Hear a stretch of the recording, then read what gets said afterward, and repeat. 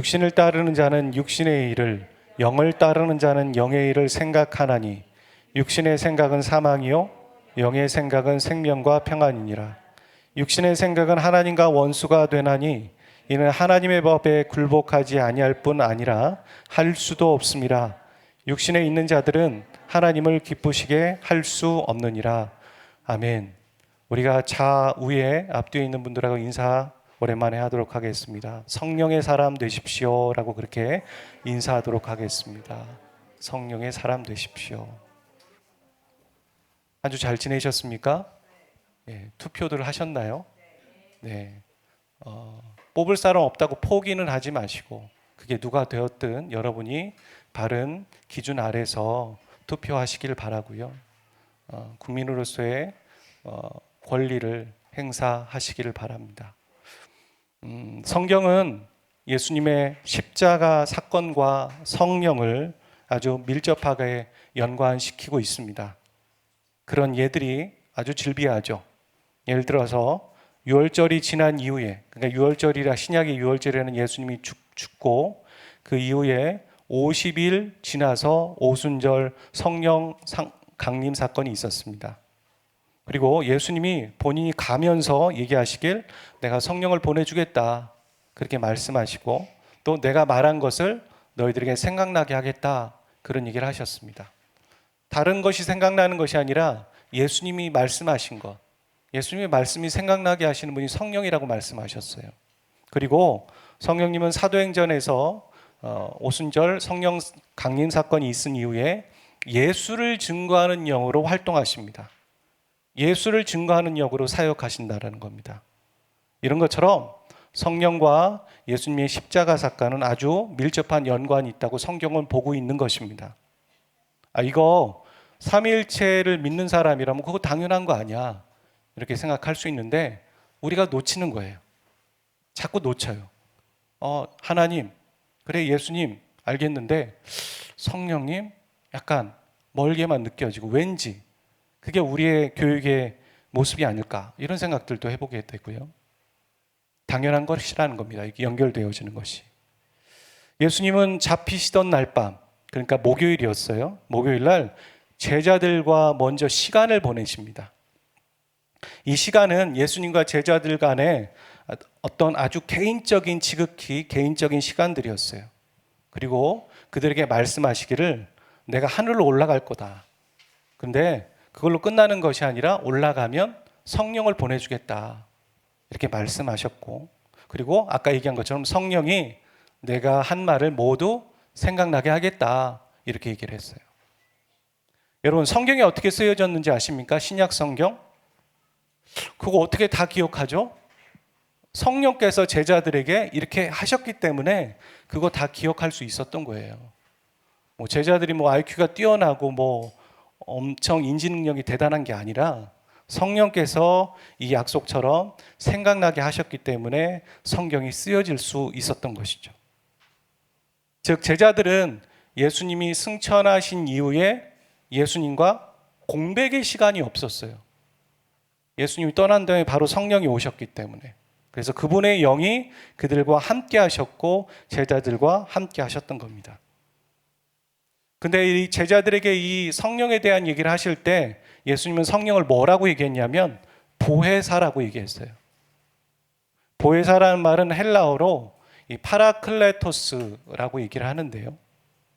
이 단어는 파라, 곁에라는 단어랑 클레오, 부르다라는 단어가 합쳐져서 곁으로 불러온 자라는 뜻입니다. 그러니까 예수님이 제자들 곁으로 불러오신 분, 그분이 바로 성령이십니다. 이를 한자로 보혜사라고 얘기한 거예요.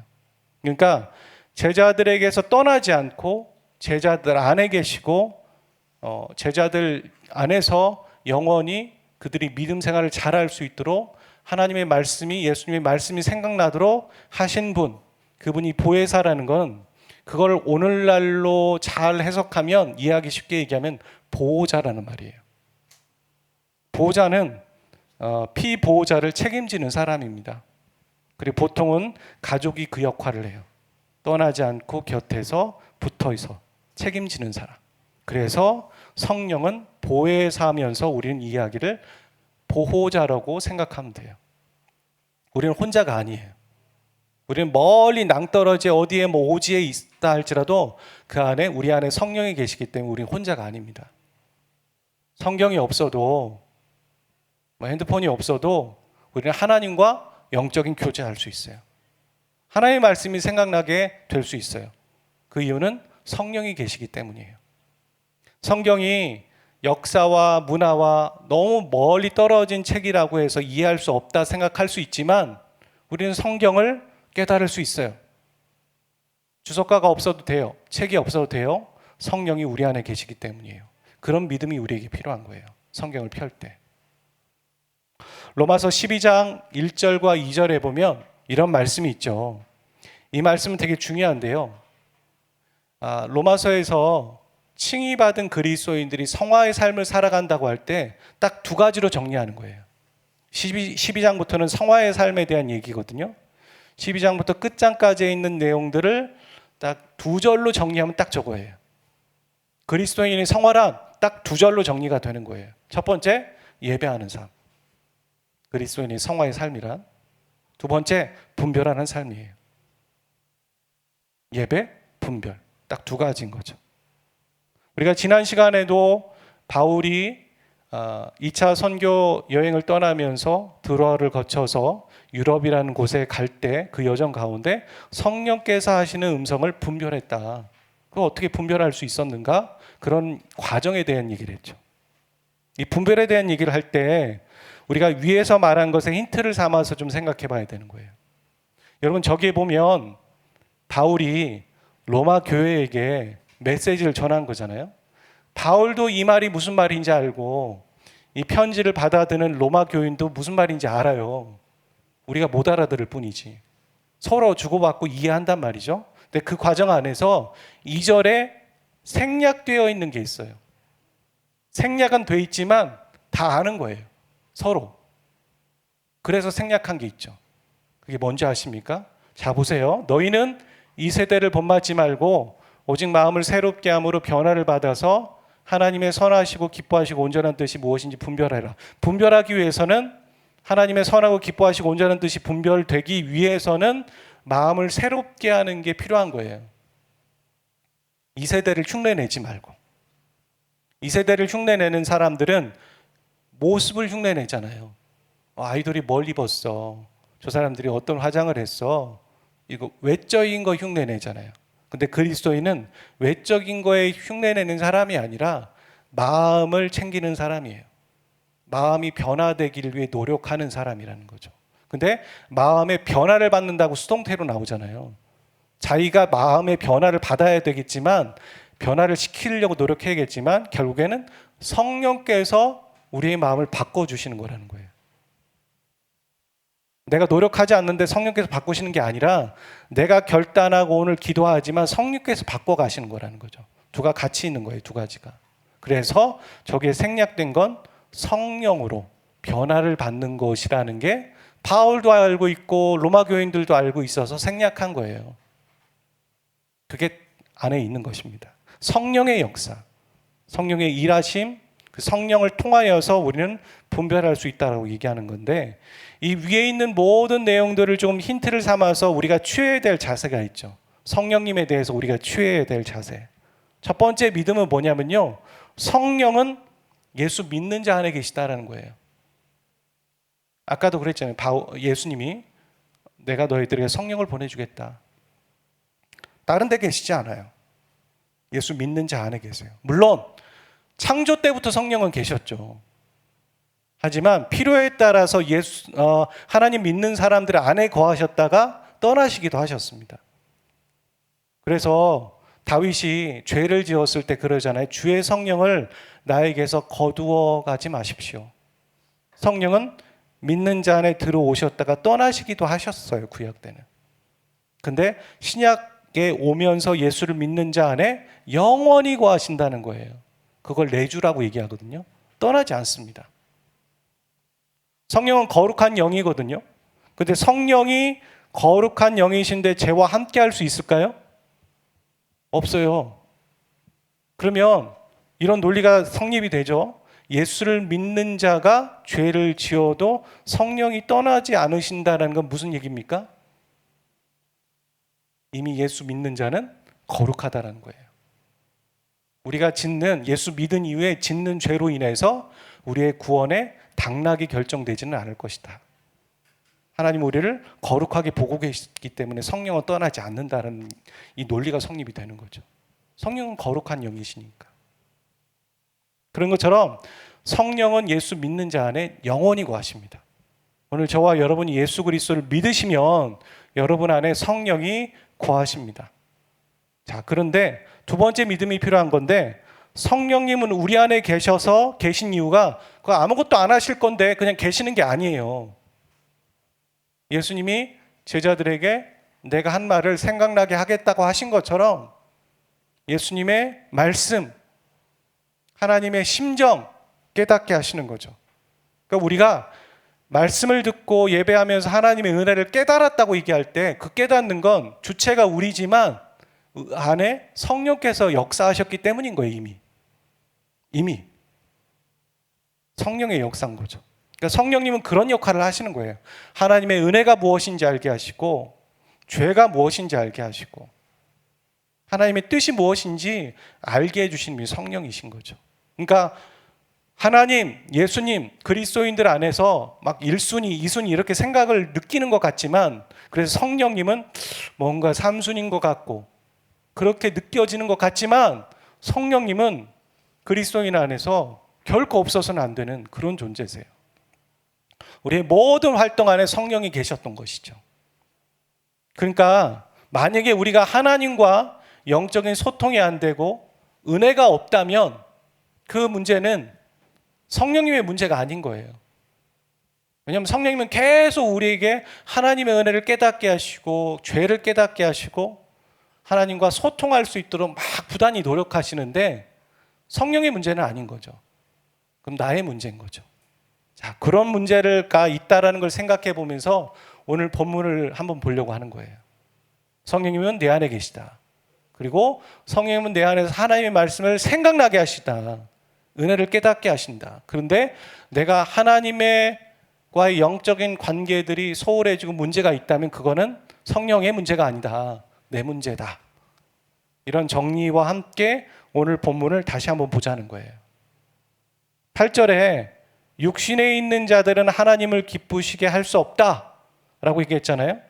그리고 반대로 생각해보면 영에 있는 자들은 하나님을 기쁘시게 할 수 있겠네요. 맞습니까? 맞죠. 예. 성경은 어려운 것 같지만 또 쉽게 우리에게 얘기해요. 이렇게. 자, 그런데 이 말씀에서 가장 중요한 부분은 5절입니다. 5절. 같이 한번 읽어볼까요? 시작. 육신을 따르는 자는 육신의 일을, 영을 따르는 자는 영의 일을 생각한다. 여기서 육신을 뭘로 바꾸면 좋을까요? 육신은 죄예요. 예. 그러니까 죄로 치환하는 거죠. 죄를 따르는 자는 죄의 일을 생각할 거고요. 영을 따르는 자는 영의 일을 생각하겠죠. 자, 그렇다면 여러분 이 말씀에서 5절에서요. 중요하다고 했으니까 어떤 메시지가 여러분 안에 딱 들어오십니까? 이게 무슨 메시지를 하고 싶은 걸까요? 뭐가 발견되시죠? 죄의 일을 하는 사람도 그리고 영의 일을 하는 사람도 그렇고요. 자신이 스스로 선택하는 걸 거 아니겠습니까? 누구 탓하겠어요? 그런데 그럼에도 불구하고 이 말씀의 표현에서는 뭐라고 얘기했냐면 따른다고 얘기했어요. 보이시죠? 죄를 따른다, 영을 따른다라고 얘기했어요. 분명히 내가 선택한 것 같은데 따른다고 얘기했다고요. 이게 성경이 바라보는 인간의 현주소예요. 우리가 스스로 선택하고 주도권을 갖고 살아가는 것 같지만 결국 우리의 인생은 딱 두 가지예요. 죄를 따르는 인생이냐 아니면 성령을 따르는 인생이냐, 이렇게 귀결이 된다는 말이에요. 인간은 자신의 인생의 주인이 되지 못합니다. 무엇인가를 따르고 통치를 받는 존재예요. 하나님 인간을 지을 때 피조물로 지으셨잖아요. 축복하시면서 야, 너는 선악과를 기억하고 살아야 돼. 예배하는 삶을 살아야 돼. 그렇게 지으셨기 때문에 우리는 그 테두리에서 벗어날 수가 없어요. 아담과 하와가 죄를 짓는 그 과정 안에 동기가 뭐였습니까? 내가 왜 통치를 받아야 돼? 내 맘대로 살 거야. 그리고선 하나님을 떠나면 자유가 있을 줄 알았거든요. 근데 하나님을 떠났더니 누구의 종이 되어 있습니까? 죄의 종이 되어 있는 거예요. 그거 얘기하는 거예요, 지금. 너 죄를 따를 거니? 아니면 성령을 따를 거니? 두 가지밖에 없어. 중간이 없어. 그렇게 성경을 보고 있다는 거예요, 그게. 이게 지금 성경이 바라보는 인간론인 거죠. 인간의 이해. 우리가 누구의 통치를 받을 것이냐는 질문에 대답 하나만 하죠. 당연히 죄의 통치를 받고 싶지 않죠. 그러는 사람이 어디 있겠습니까? 그렇다면 마음 한쪽으로는 죄의 통치를 받고 싶지 않은데 또 마음 한켠에는 성령의 통치를 받는 건 부담스러운 거예요. 왜 이럴까? 죄의 통치는 받고 싶지 않은데 또 성령의 통치 받는 건 너무 부담스러운 거예요. 너무 많이. 그 이유를 5절에서 나오는데요. 생각하니, 이 단어에서 우리는 답을 찾을 수가 있어요. 5절에서 생각하니. 이 단어는요, 한글에서 생각하니라고 이렇게 좀 쉽게 가볍게 얘기를 하고 있는 것 같은데요, 영어로는 그런 말이 아니에요. 전념하다, 몰두하다, 마음을 다 주다, 이런 말을 갖고 있는 거예요. 그 용례가 골로새서 3장 2절이에요. 야, 네가 땅에 있는 것에 마음을 쏟지 말고 하늘에 있는 것에 마음을 쏟아라, 이런 말을 할 때 저 골로새서 3장 2절이고 저 단어가 사용되었어요. 우리가 땅의 것이 아니라 하늘의 것에 마음을 쏟으면 갈등을 느끼지 않는다고요. 당연히 성령의 통치를 받아야지. 둘 중에 하나라면 기꺼이 그게 된단 말이에요. 근데 우리의 삶의 현주소예요, 그게. 저는 예배를 드리면서 우리의 지금 여기에서의 고백도 진심 맞죠. 그게 진심이 아닌 사람이 어디 있겠습니까? 하지만 어떤 때는 가증스러워요. 가식적이에요. 내가 여기서 진심으로 고백하지만 또 삶에서 쉽게 하나님을 놓을 텐데, 쉽게 내 이익과 하나님의 말씀에서 이익을 선택할 텐데 내가 지금 뭐 하는 거지? 그래서 어떤 생각이 드냐면, 어떤 기도를 하게 되냐면, 내가 지금 여기서 예배드립니다가 아니라 내 삶에서 이 하나님의 선한 영향력이 더 넓어졌으면 좋겠습니다. 하나님의 주권이, 하나님의 통치가 더 넓어졌으면 좋겠습니다. 그렇게 고백하게 돼요. 그 우리의 선택인 거죠. 내가 뭐에 전념하고 있는가? 내가 무엇에 몰두하고 있는가? 내가 무엇에 마음을 다 쏟고 있는가? 사람은 그런 거잖아요. 내가 무엇에 마음을 쏟느냐에 따라서 그것을 생각하게 되어 있고 그 생각이 행동까지 이르게 되는 거잖아요. 가룟 유다가 그랬잖아요. 가룟 유다는 돈꾀를 맡고 있는 사람, 회계를 하는 사람이란 말이에요. 재정을 맡고 있단 말이죠. 그러니까 그가 하는 모든 생각들은 돈과 연결되어 있죠. 그래서 오병이어 사건이 있을 때도, 야, 이거요, 이렇게 하면 안 되죠. 더 많은 사람들 이렇게 하면 되죠. 뭐 이렇게 돈과 연관해서만 생각하지, 그걸 영적으로 생각하지 못하는 거죠, 계속. 그리고 가룟 유다가 결국엔 예수님을 은 30에 파는 거지 않습니까? 그러니까 그는 돈에 마음을 두고 돈에 몰두하고 돈에 전념한 거예요. 돈은 중립적이죠. 돈이 나쁜 게 아니잖아요. 그 돈을 사용하는 사람이 문제고 칼이 나쁜 게 아니잖아요. 그러니까 과연 우리가 어디에 마음을 쏟고 있는가, 그 말이에요. 기도 제목이 나오는 거죠. 내가 무엇에 마음을 쏟고 있는가, 하나님께 고백해야죠. 내가 지금 무엇에 마음을 쏟고 있는가는 볼 수 있어야 돼요. 그러놓고서 내가 죄를 선택하지 않지만 성령의 지배를 받고 통치를 받는 것에서는 부담스럽습니다 얘기하는 거 당연한 거 아니겠습니까? 그게 그런 행동이 나올 수밖에 없는 거죠. 내 마음은 다 딴 데 가 있는데 어찌 성령의 통치받는 걸 기꺼이 원하겠냐고요. 그 너무나 당연한 얘기를 하고 있는 거예요, 성경은 지금. 그걸 지적하고 있는 거예요. 네가 지금 일주일 내에 무엇에 마음을 쏟았니? 알아. 네가 일상의 삶을 살아야 되고 내가 너에게 준 삶을 살아야 되고 직장의 일을 해야 되는 거 알아. 내가 그거 모르는 거 아니잖아. 그런데 네가 얼마나 위의 것을 생각하며 살았니? 그러려고 마음을 쏟았니? 그 얘기를 하는 거예요.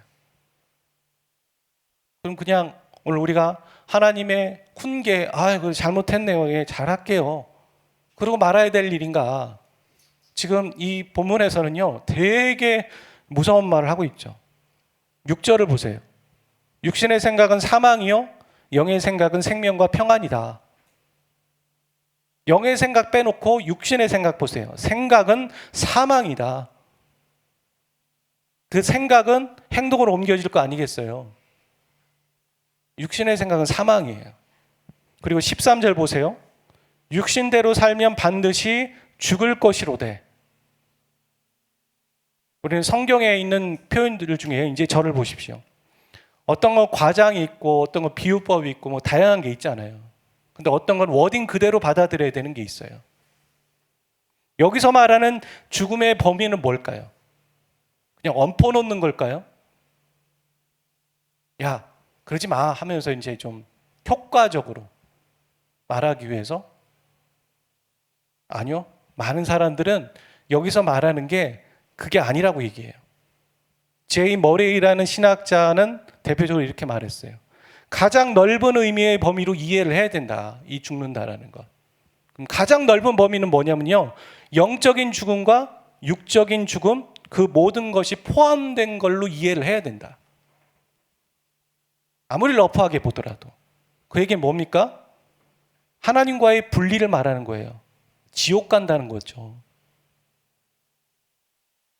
여러분, 천국 가는 조건이 뭐라고 생각하십니까? 우리가 하나님 나라를 얘기할 때 하나님 나라 그러면 이 땅이지 이렇게 생각하잖아요. 그게 많이 이제 우리 안에 이제 자리 잡혀 있죠. 나쁘다는 얘기가 아니라 하나님 나라 하면 이제 우리 땅에 실현되어야 될 하나님 나라. 근데 너무 강조하다 보니까 뭐가 없냐면 지옥과 천국에 대한 개념이 또 약해지죠. 우리는 죽어서 천국 가요. 지옥이 있다고요. 분명히. 사망이 있고요. 근데 여기서 지금 그러는 거죠. 하나님과 분리가 있다고. 그러면 천국 가는 조건은 뭘까요? 예수 믿으면 되겠죠. 예수 믿으면. 너무 쉽게 생각하잖아요. 예수를 믿는다는 게 뭡니까? 예수를 주인 삼는 거잖아요. 천국 가면은 주님을 예배할 거예요. 근데 여기서 막 한 30분 예배 드리고 또 막 몸이 꼬여지면은 과연 우리가 천국 가서 살아남겠습니까? 못 살아남죠. 예배 드리는 게 너무 지루하면, 주님을 사모하는 게 너무 지루하면, 성령의 뜻을 쫓아 살아가는 게 너무 지루하고 힘들면 천국 갈 조건이 안 돼요. 이미 제가 지금 행위 구원을 얘기하는 것이 아니라 그의 행동을 보면 그의 마음 상태를 알 수 있고 그의 중심을 알 수 있는 거죠. 이해가 되셨습니까? 제가 지금 무슨 말을 하는지. 뻔히 그 열매를 보면 알 수 있다고요. 그거는 그의 신앙의 상태를 코치코치 묻지 않아도 알 수 있단 말이에요. 그래서 바울이 지금 그런 얘기를 하는 거잖아요.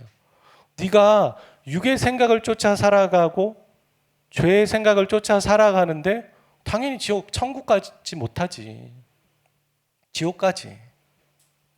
그런 무서운 말을 지금 여기서 하고 있는 거예요. 근데 이 메시지는 안 믿는 불신자들에게 하는 게 아니잖아요. 예수 믿는 사람들에게 얘기하는 거예요. 성경은 분명히 얘기합니다. 예수 믿었다고 해서 다 천국 가는 거 아니라고. 예수 믿고선 히브리서에도 보면은 예수 믿었지만 그들이 배교하고 주님을 떠나는 사람이 있었다고.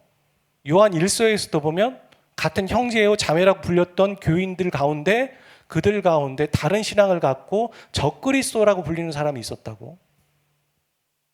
오늘날이야 적그리스도가 외부로에서 들어오잖아요. 근데 그게 아니었던 거잖아요. 그 당시에는 외부에서 만들어진 게 아니었던 거예요. 그 안에서 있었던 거예요. 다른 신앙을 갖고 있었던. 우리가 교회 다닌다고 안전한 거 아닙니다. 예배 드리고 있다고 안전한 거 아닙니다. 우리가 이 말씀을 과장법으로 해석하면 안 돼요. 저는 분명히 얘기했어요. 천국 가서 딴소리 하지 마세요. 지옥 가서. 저는 그렇게 가르쳤습니다. 이전에 제가 어떤 신앙으로 여러분에게 어떻게 접근했는지 몰라도 제가 오늘 분명히 가르쳤습니다. 하나님 앞에서. 지옥 가는 겁니다. 영의 생각을 쫓지 않으면. 그게 단순히 한순간의 문제로 해결되는 건 아니겠죠. 일어나는 일은 아니겠죠. 그것이 조금씩 우리의 삶을 비집고 들어오는 거예요. 죄는 참 무서운 것 같아요. 여러분, 죄를 얼마나 지어보셨습니까?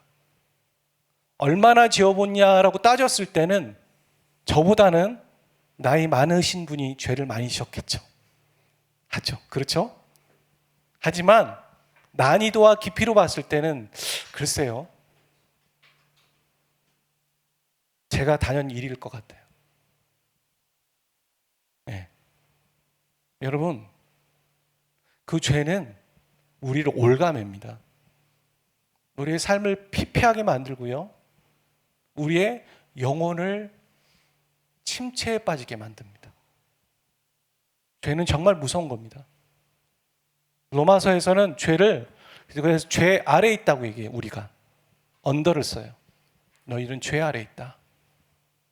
하지만 죄에서 벗어나고 예수 그리스도를 믿는 자는 예수 안에 있다고 얘기하는 거예요. 상태가 다릅니다. 죄 아래에 있으시겠어요? 아니면 예수 안에 있으시겠어요? 죄는 그렇게 무서운 겁니다. 근데 그것을 우리가 조금씩 우리에게 비집고 들어오는 일들을 허용해 버리면 결국엔 저렇게 된다는 거예요. 무서운 경고입니다. 무서운 경고. 여러분, 성령의 말씀에, 성령의 음성에 순종하십시오. 성령은 성령의 충만을 받는 것이고 성령 충만은 지배의 개념이라고 했어요. 통치의 개념. 오늘 본문에서도 그러잖아요. 따르는 것이다. 내가 끌고 가는 게 아니라, 내 인생 내가 끌고 가고 성령 내가 끌고 가는 게 아니라 성령의 지배받는 거다. 하나님의 통치받는 것이다. 그게 바로 우리의 인생이다. 그리고 죄의 통치를 받을 것이냐, 성령의 통치를 받을 것이냐, 그 두 가지밖에 없다. 이 이해, 이 인식 여러분이 그대로 받아들이시고, 세상에서 얘기하는 뭐 인간론 있지 않습니까? 뭐 성악설, 성선설, 뭐가 어떻고 그런 거 제발 그냥 지식으로는 이해할 수 있겠지만 그걸 믿지 마세요. 성경이 말하는 거예요. 하나님이 말씀하시는 거. 우리를 지은 하나님이 우리에게 말씀하시는 겁니다. 인간이 이런 존재야. 그 인간에 대한 바른 이해가 있어야 우리가 이해가 돼요. 그리고 예방이 되는 거예요. 치유가 되는 거고 바른 선택도 할 수 있는 겁니다. 우리 오늘 본문 말씀 한 번 더 읽어보고 마쳤으면 좋겠어요. 천천히 한번 읽어봅시다. 시작. 육신을 따르는 자는 육신의 일을, 영을 따르는 자는 영의 일을 생각하느니 육신의 생각은 사망이요 영의 생각은 생명과 평안이니라. 육신의 생각은 하나님과 원수가 되나니 이는 하나님의 법에 굴복하지 아니할 뿐 아니라 할 수도 없습니다. 육신에 있는 자들은 하나님을 기쁘시게 할 수 없느니라. 반대로 생각하면 영을 따르는 자들은 하나님을 기쁘시게 할 수 있느니라. 이 시간 우리가 찬양하며 예배할 때 성령이 계십니다. 우리 안에서 성령께서 여러분에게 하라는 대로 기도하고 하라는 대로 순종하면서 이 시간 같이 예배할 수 있기를 원합니다. 오늘 이곳에 계신 성령님 우리에게 말씀하시고 우리를 가르치소서. 같이 열어주시고 주의 빛으로 밝혀 우리를 인도하소서. 주님보다 앞서지 않고 겸손하게 주님의 말씀 기다리니 주님 손에 우리를 드립니다. 사랑으로 인도하소서. 한 번 더 처음부터 다시 한번 믿음으로 고백하겠습니다. 오늘 이곳에 계신 성령님 우리에게 말씀하시고 우리를 가르치소서. 같이 우리 마음 열어주시고 주의 빛으로 밝혀 우리를 인도하소서. 주님보다 앞서지 않고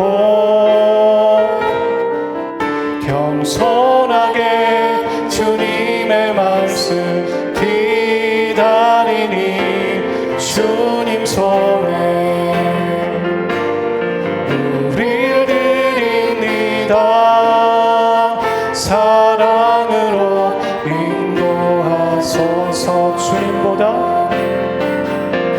주님보다 앞서지 않고 겸손하게 주님의 말씀 기다리니 주님 손에 우리를 드립니다. 사랑으로 인도. 창조하신 모습 떠나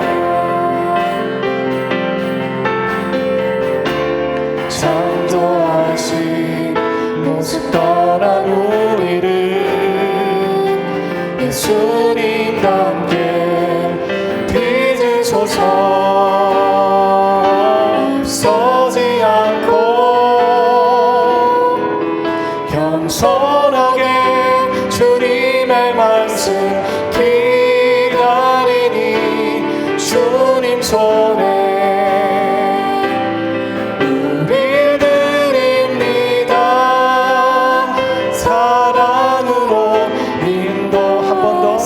앞서지 않고 주님보다 앞서지 않고 겸손하게 주님의 말씀 기다리니 주님 손에 우리를 드립니다. 사랑으로 인도하. 예배합니다.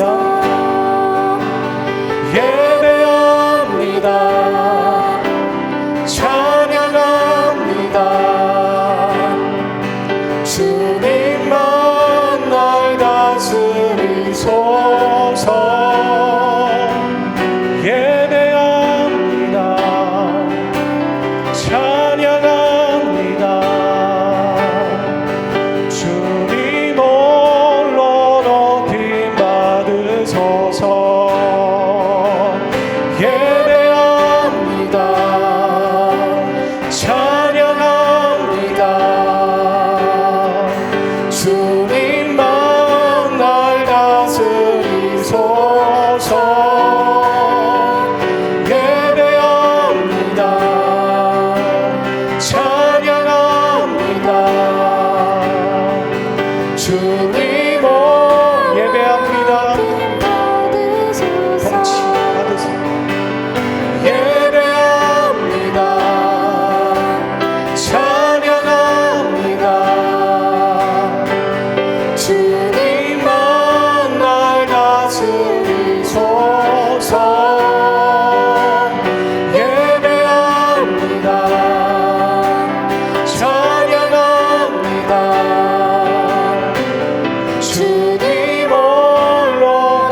기도하며 나갑시다.